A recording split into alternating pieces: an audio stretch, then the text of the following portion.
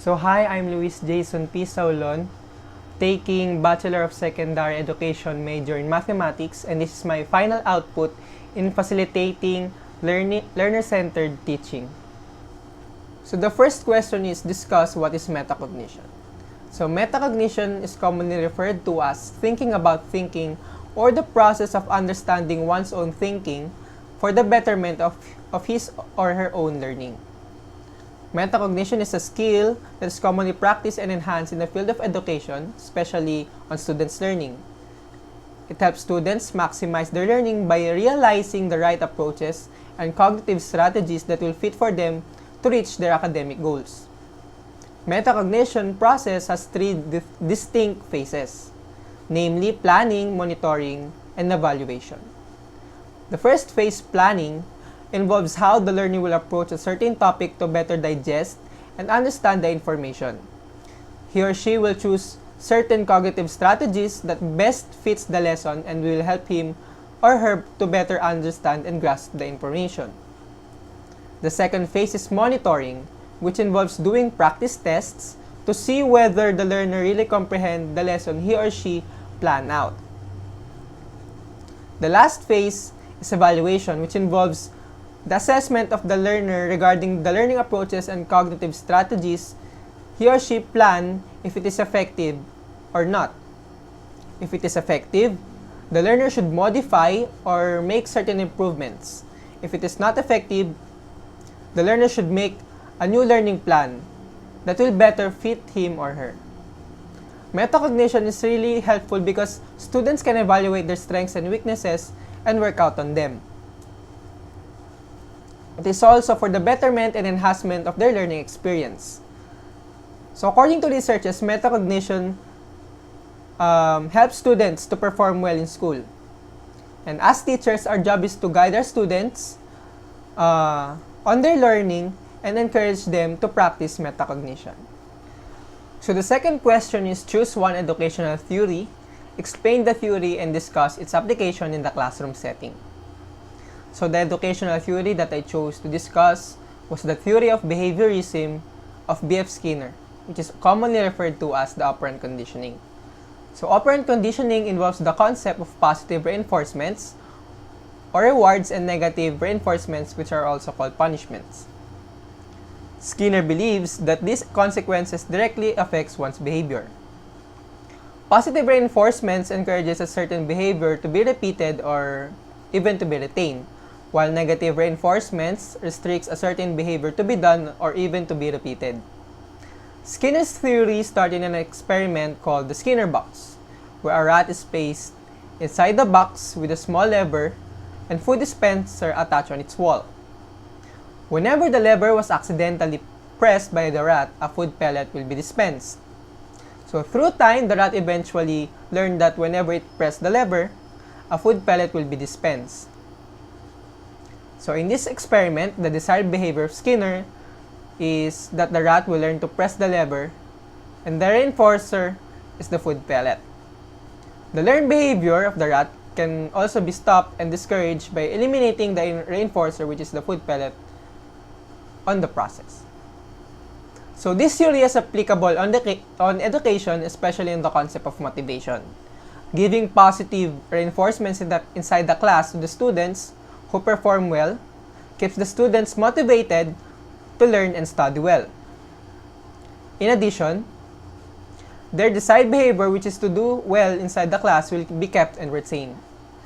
Positive reinforcements could be in the form of verbal praises, rewards, special attention, and others.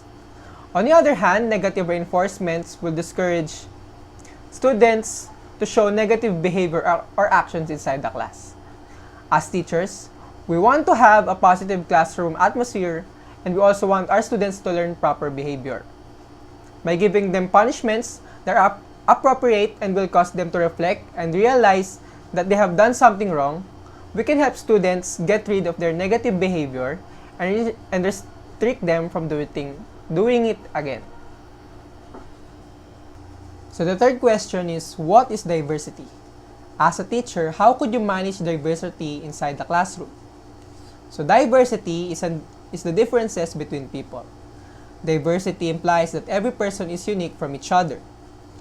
Every one of us have different physiological characteristics, race, beliefs, skills, personality, and life experiences. Diversity explains that no person in this world are the same to each other. Since diversity exists, we should expect that learners are also diverse.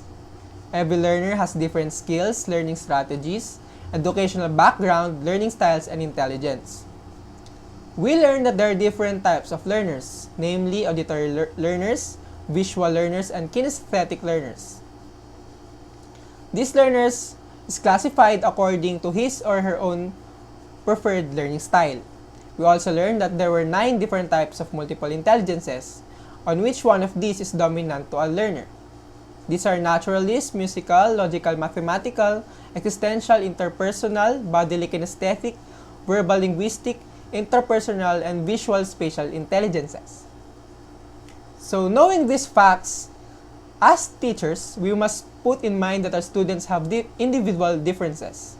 We must not treat them like a math problem where only one equation is applicable. Each of them needs different kinds of treatment and approach. To manage diversity inside the classroom, we must develop a positive relationship with each of our students. We must know them well first for us to know and determine what kind of teaching approach we should give them. We must consider their educational background, personal interests, and academic strengths and weaknesses.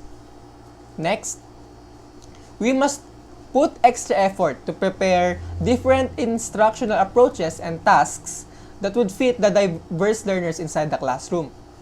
As teachers, we should also learn to adapt for the sake of our students because they're also adapting to the lessons we are teaching. Lastly, we should encourage inclusivity inside our classroom and teach students that all of us deserve to be treated equally because we are all humans with feelings and emotions. So the fourth question is, how does reward and punishment help learning? What do you think are the effects to the students?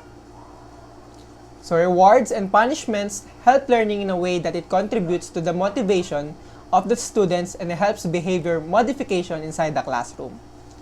Rewards help learning because it adds motivation to the students to perform well and behave well inside the classroom. Usually, rewards are most effective on early childhood students because it helps young students with short attention span to finish their tasks, knowing their teacher will give them something good in return. Rewards also keeps them well behaved inside the classroom. On the other hand, punishment help learning in a way that it keeps students from doing something negative inside the class. Punishment restrains students to behave unpleasantly, which may affect the learning atmosphere inside the classroom. Usually, punishments are most effective and applied on middle school and high school students, since these students are matured enough and aware enough in doing what's right and wrong. When rewards and punishments are implemented appropriately, it brings positive effects to the students. Like what I said earlier, rewards can give extrinsic motivation to students so that they can keep up their good performance inside the classroom. Punishments, however, keep students from behaving inappropriately inside the classroom and helps misbehaving students stop from their negative actions.